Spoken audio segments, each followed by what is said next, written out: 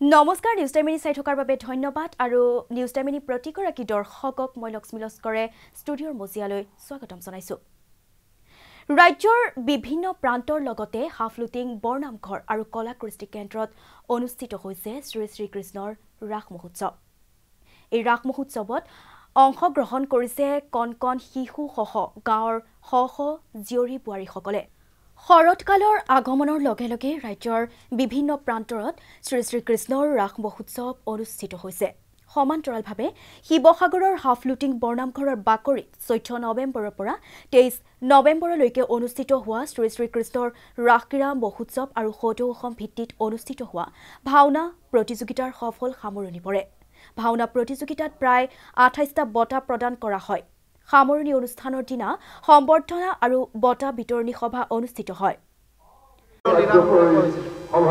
হাফলুটিং বৰনামঘৰ আৰু কলাকৃষ্টি কেন্দ্ৰত এইবাৰ 14 নৱেম্বৰৰ পৰা 23 নৱেম্বৰলৈকে আমি 10 দিনীয়া কাৰ্যসূচীৰে মহাসমাৰোহে শ্ৰী শ্ৰী কৃষ্ণৰ ৰাসক্ৰীড়া মহোৎসৱ আমি উদযাপন কৰি আহিছোঁ।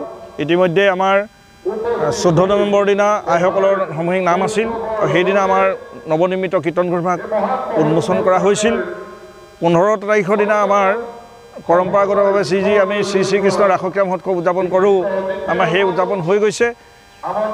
16 তাৰিখৰ পৰা 22 তাৰিখলৈকে প্ৰতিদিনে দুটাকৈ সন্ধ্যা আমি অসম ভিত্তিক ভাওনা প্ৰতিযোগিতা অনুষ্ঠিত কৰিছোঁ। আজি 23 তাৰিখৰ দিনা আমাৰ বঁটা বিতৰণী সভা ইতিমধ্যে চলি আছে।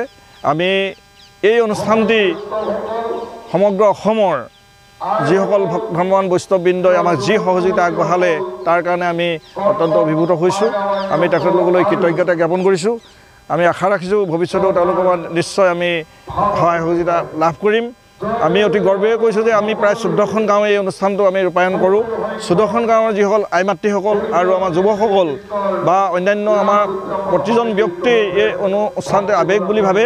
এই আৱেগেৰে তেওঁলোকে 14 দিন আমাৰ সফলতাই উদযাপন কৰাত যি সহায় সহযোগিতা আগবঢ়ালে মই স্থানীয় সকলো ৰাইজলৈকে ইয়াৰ পৰা কৃতজ্ঞতা জ্ঞাপন কৰিছোঁ আৰু এই যোগেদি আমি সকলো ৰাইজলৈকে আমি কৃতজ্ঞতা জ্ঞাপন কৰিছোঁ।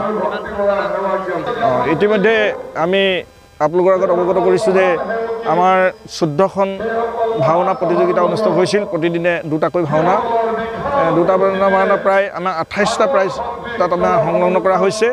28টাকৈ মই প্ৰথম আমাৰ যিখিনি নাট আছিল সেইখন কুৰ্মৱতাৰ নাট, দ্বিতীয়খন পৰ্যায়ক্ৰমে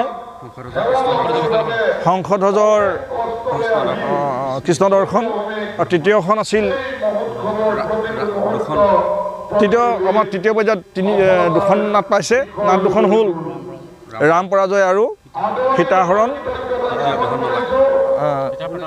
সীতা পাতালগমন। এইকেইখন নাটে আমাৰ কমাণ্ডৰ স্থান লাভ কৰিছে। তাৰোপৰি আমাৰ ব্যক্তিগতভাৱে আমি বায়ন, নাৰদ,